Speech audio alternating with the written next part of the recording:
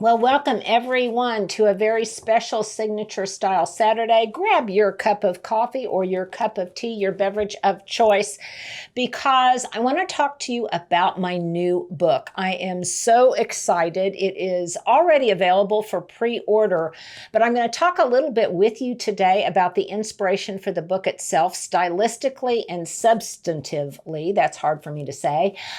Share with you one of the projects that's in the book and read a little bit of a passage from it.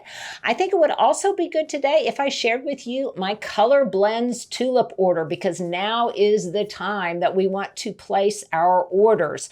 My daughter-in-law Taylor has already placed hers, so I want to make sure that you guys don't miss out on some of their most popular varieties. So we're going to discuss that.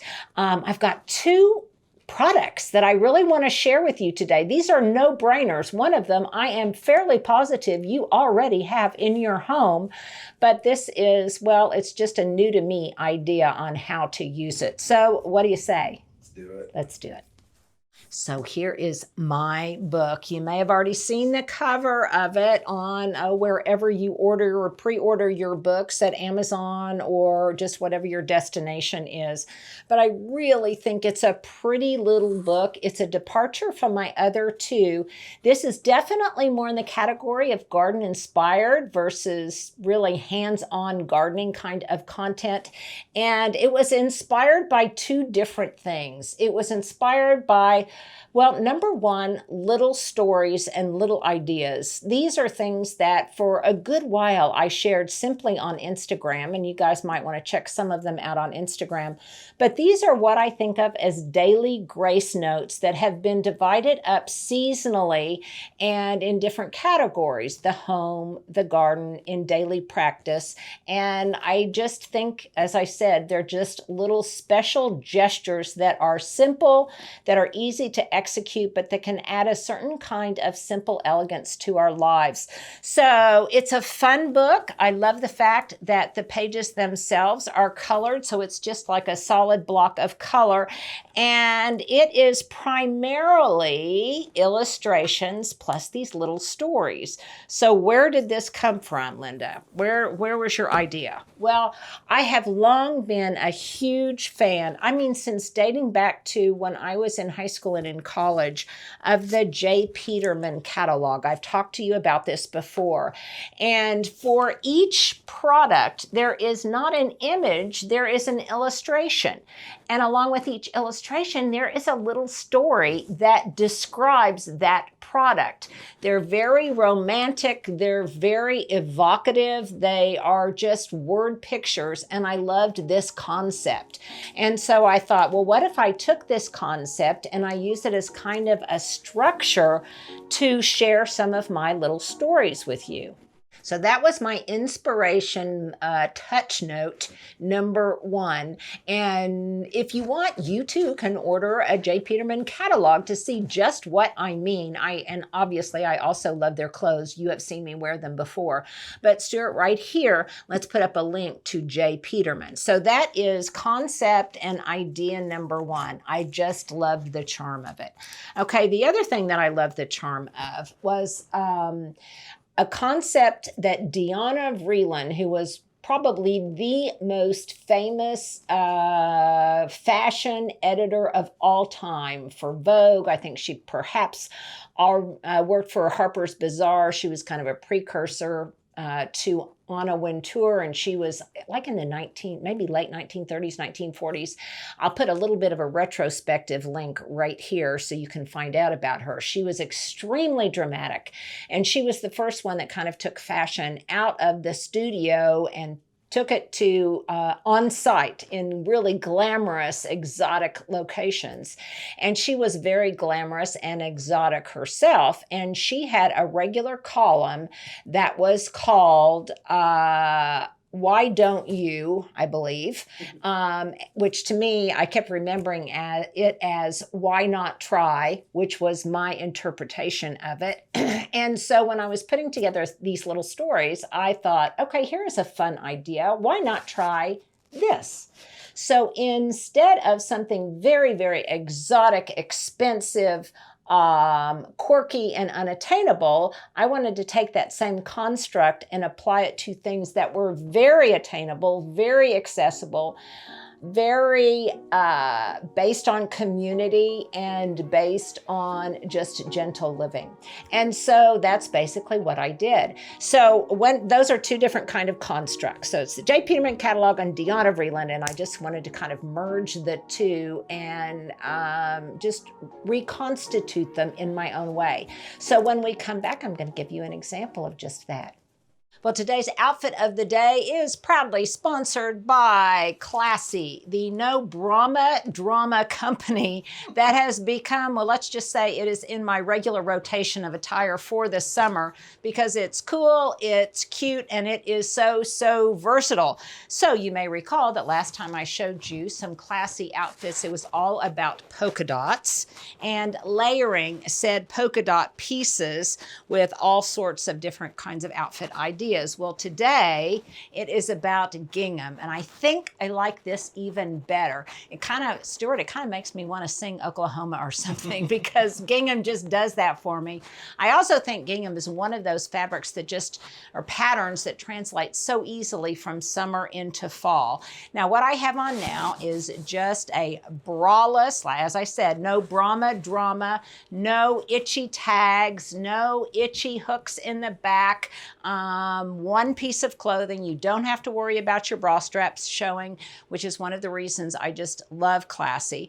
But I've got on a really cute top today, and this is how I have styled it to work out in the garden. And I can do that. I can just don my apron. I can don my sun hat if I want to. And I look kind of cute to be working out in the garden. At least I think I look kind of cute. You know, that may be a matter of opinion.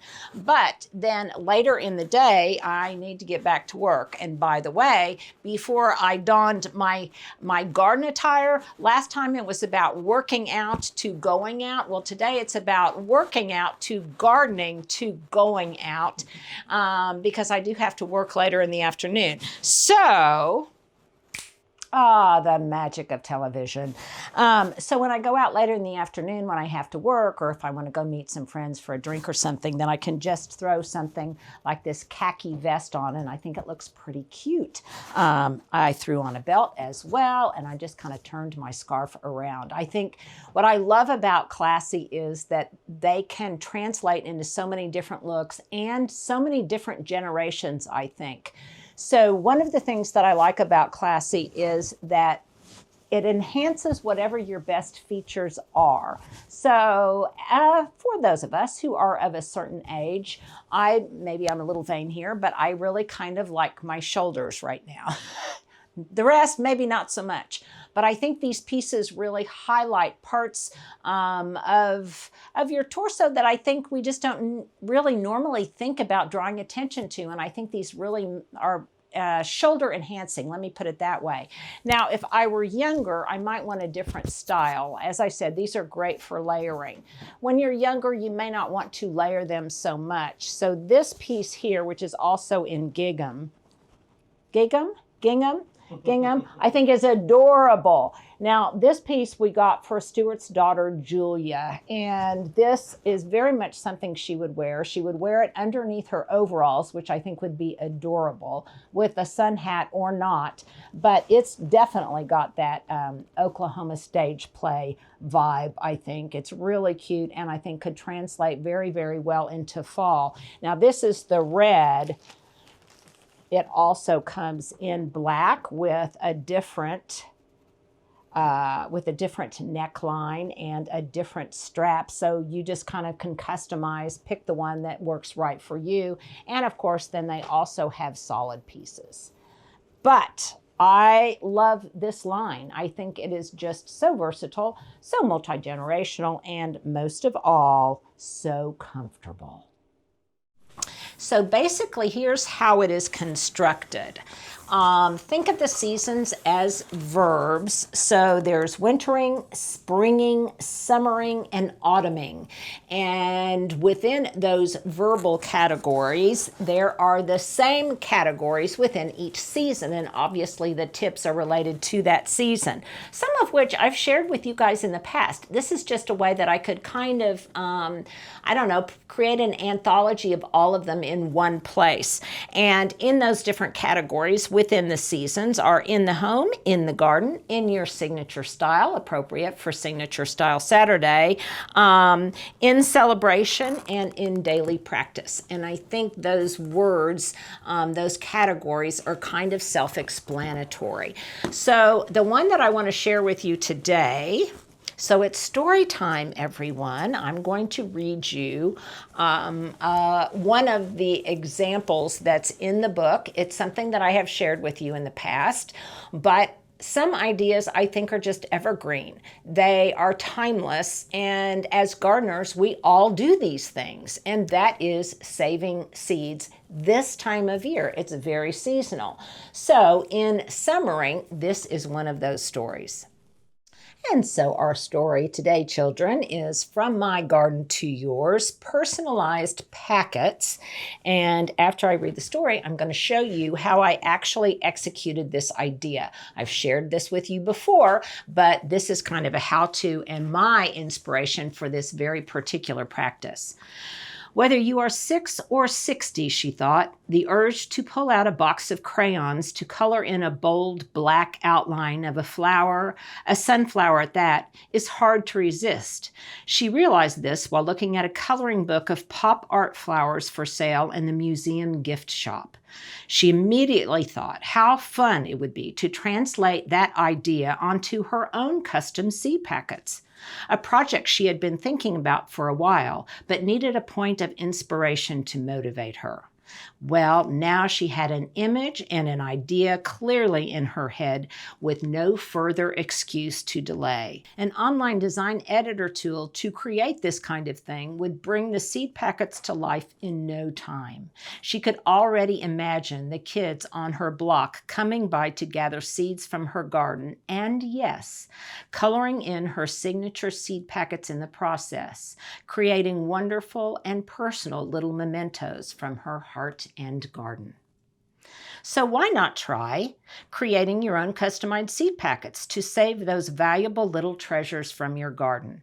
Add an illustration of some kind on the front, maybe a sketch of your home or a favorite flower in your garden, to make them unique and personal to you. Make sure to include a space to record the name of the seed, when they were harvested, and any other planting particulars you might want to add. So that is the idea, and how do I put it into practice?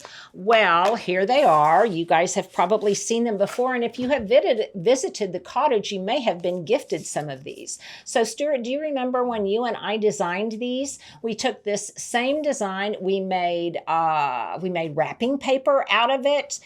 We made all sorts of designs out of this same pattern, and primarily seed packets. So here is the front that the kiddos can color in, and as a testament to that, my friend Clara across the street, look here, here's one she did, and here is one that another friend of mine across the street, Jack, did for me.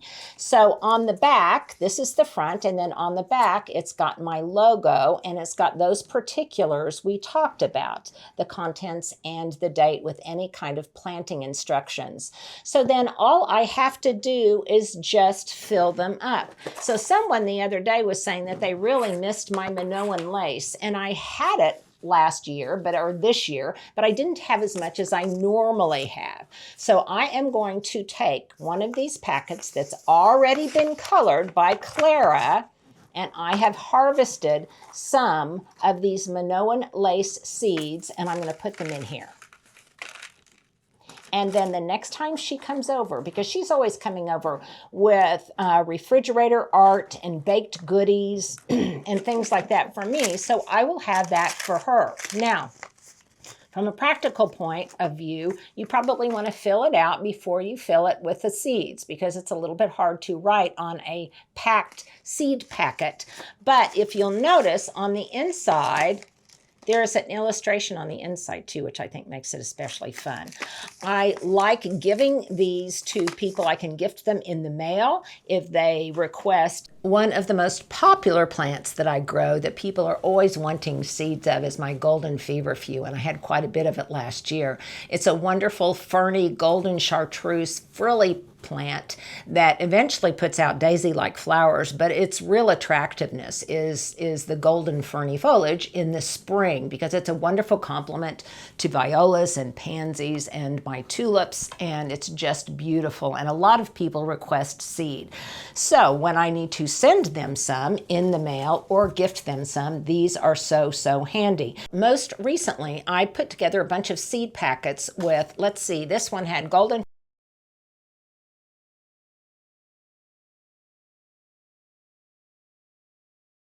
very prettily with a bow, and I sent them to my friends John and Craig up in Falls Village, Connecticut, because they requested them. So there's just a myriad of uses. I also have, once I harvest some seeds, and by the way, I've got all sorts. Here's my job for today while I'm still recovering. I've got all of these bags filled with dried seed heads, and I'm going to be packaging up kind of like an industrial assembly line, and I'll be putting together a lot of seed packets.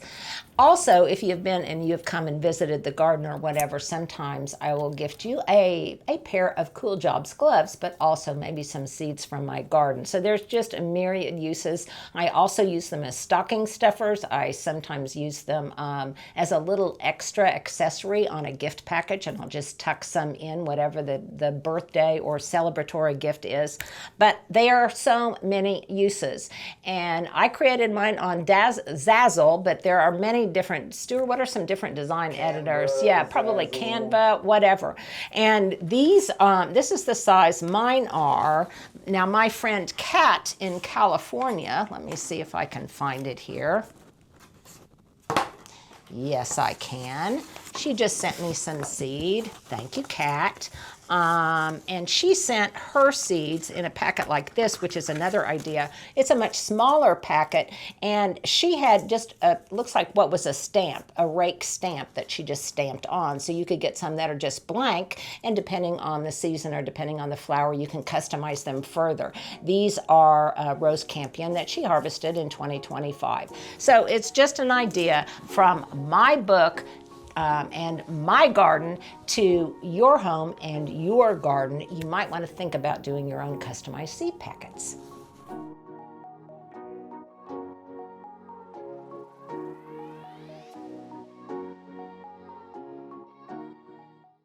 Okay, now here's two products that I want to share with you. One is a no-brainer. I'm pretty much guarantee that you've got it in your bathroom cabinet or somewhere in your home, and that is Vaseline petroleum jelly. Now, I got this tip, I can't remember if it was off of Instagram or something like that, but it was on a dermatologist's feed.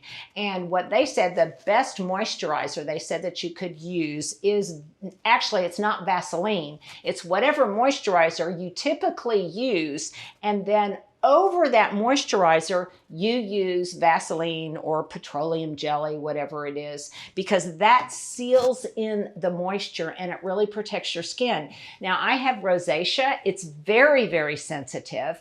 And sometimes things like retinol products that you might use at night or any of those topicals that might be a little bit aggravating to your skin, I can put it on, I let it soak in, and then I put a layer of, yes, Vaseline on my skin afterwards. I know your 16-year-old pimply-faced, oily skin self, Stuart's laughing, is probably thinking, oh my gosh. But when you become an adult, anywhere from, $29 on, I think it really is beneficial. I cannot tell you the difference it has made in my skin when I wake up in the morning. Now you want to put it on thinly enough so that you don't get it all over your pillowcases and things like that. I've also started to put my moisturizer on my hands and then covering my hands with a layer of Vaseline. And it really, really works wonders. I think for me, it's because it puts kind of a protective veil on my face, if you will, protective mask over whatever skincare products I have. So it is wonderful. I think it's also true for your lips, for your hands, but try it. Before you are a detractor, I really encourage you to pull out that inexpensive jar of Vaseline and give it a try. Okay, now the second product, I don't know where I found it. It was recommended somewhere, but if you are like me, I have thick hair, but it's very, very fine, and it tends to go flat very easily, especially in summer conditions, humidity, heat, all of those lovelies of August. So I found this, and let me tell you, it does work, and it works great.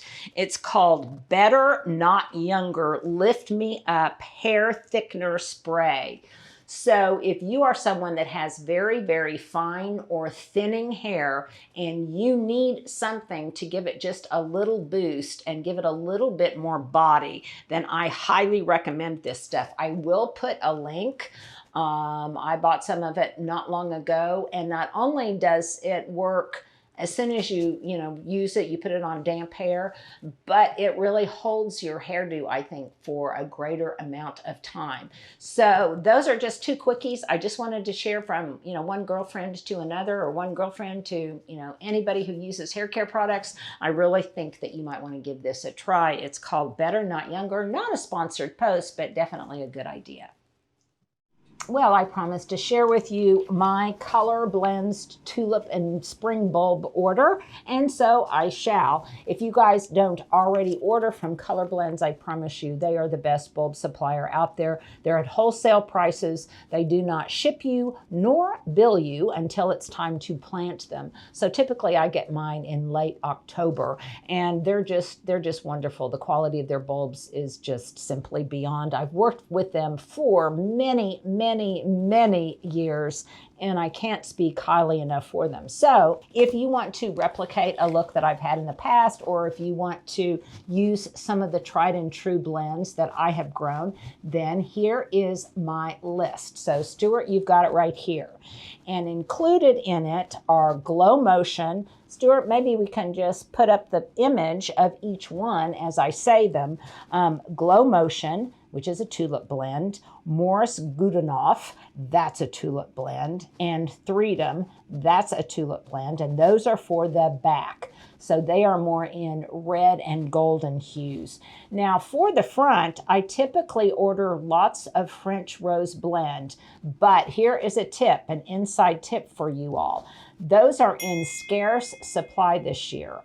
One of my friends at ColorBlends filled me in on that. So I'm going to try to replicate that look with something else. So instead of French Rose Blend, I'm going to order more Jack and Jill, which is an orange and pink blend. By the way, that's also the one that my daughter-in-law Taylor and my son Jamie, they are going to plant at their house. They did it last year and said it was spectacular. And then I'm going to order some Menton.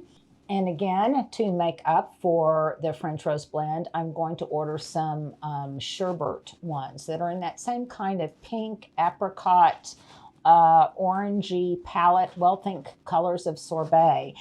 And I think those will be absolutely beautiful. And then I'm also going to order one of my very, very favorite blends. If you like white, you need some Vidal. So typically those bloom a little bit earlier, and I'm kind of really liking white this year. So definitely those will be in my basket. Accabono, I anticipate I'll be planting those in my new bed along the east side, and they're fragrant. They're really, really beautiful, very voluptuous. I'm also going to plant some narcissus this time, something that I have not planted too much of in the past because I think they need a little bit more room to romp. And this new flower bed on the east side will give them just that. So I'm ordering a couple hundred top 40 narcissus and some Talia white ones. I love them. I think they are just so pure and such simple elegance, and I love the name Talia. And then maybe some Sir Winston Churchill. Now, probably I will also, in my basket, put in, even though they didn't do very well last year, I nevertheless have had good luck with them in the past, and so I will be putting some alliums in my basket. Some Globemaster and some Ambassador, because I think they are the most, I just think they are the most dramatic alliums there are. And then if you are wanting Amaryllis, then definitely you want to order those pretty quickly too. I love the white ones. And in that category, let's see, what do I have? I have Moscow and then the pink Rosalie. So Stuart's going to put up a list of my initial order with French Rose Blend and then maybe the second order, which is a modified order with some of the kind of stand-ins for them. But if you don't already have a ColorBlends catalog, they will happily send you one. Obviously, you can go online and see all of these right here. But together, I think they're beautiful. The white ones tend to bloom first for me, and then slowly that color palette changes to more sorbet colors. And I think that's just a really, really fun thing. So put in your order now, because some of these, they do sell out, and then if you wait too long, you end up planting whatever they have left. So if you want to be more particular and more discriminating like moi, then I encourage you to order them now. When we come back, I'll give you some final thoughts and what I am reading and watching right now. Well, since I have been a little under the weather, I've been watching a lot more TV than I normally do. And my viewing habits have really centered around biographies. Right now on Netflix and HBO Max, there have been just some really, really wonderful biographies. The one on, on Ed Sullivan, man, that was a sleeper. Stuart's nodding his head. Who knew he was such an influential person, not only in the entertainment world, but in the civil rights world, in, well, just a real special person of his time. I found him absolutely fascinating. Another person that I just recently watched a documentary on was Edith Wharton. Now, I am hoping next time I go back east to tour her garden at the Mont, her home at the Mont. But I found it very, very compelling, very interesting how women of that time navigated a patriarchal world. And what I have found is that one thing that I watch on TV then compels me to read more about them. And so I am now reading her autobiography, A Backward Glance, all about Edith Wharton. You may recall that she read Ethan Frome, one of the most interesting, maybe the most depressing books I have ever read. It's not really long, but I encourage you to read it. And also Age of Innocence. You may have seen the movie, you may have read the book, but a talented writer, and I really loved this, A Backward Glance. Last night, I watched a biography on Ingrid Bergman, which I found just fascinating. I have always loved her as an actress. So those are just some. They're just kind of, like I say, sleepers, things that you don't normally think about watching. But I find them eminently compelling to see how different people navigated different times in their lives. Oh, Billy Joel, too. There's a fabulous one on Billy Joel. I've been watching a lot of TV. A lot of TV. I don't normally, but sometimes you do what you gotta do. So here's my big ask. If you enjoy following along on this channel, if you too like living a garden-inspired life with lots of, I think sweet and kind grace notes, then I would encourage you to pre-order my book. If you are out there in YouTube land and you are someone that owns a shop or a bookstore or anything of that nature, a nursery, and you would like to carry my book, well, please drop me a message. You can also email me at support@lindavater.com with your address, and I will send you a copy of this and give you ordering instructions on where you can order the book. And then all of you that don't have an establishment like that and just want it by your bedside table, then I ask you, please pre-order my book, because pre-orders help. And as always, if you enjoy this channel, please subscribe, hit the thumbs up, but most importantly, make sure to share it with someone you know who might want to be a part of this really kind and supportive community. So there you go. Happy Signature Style Saturday. Enjoy the rest of your weekend.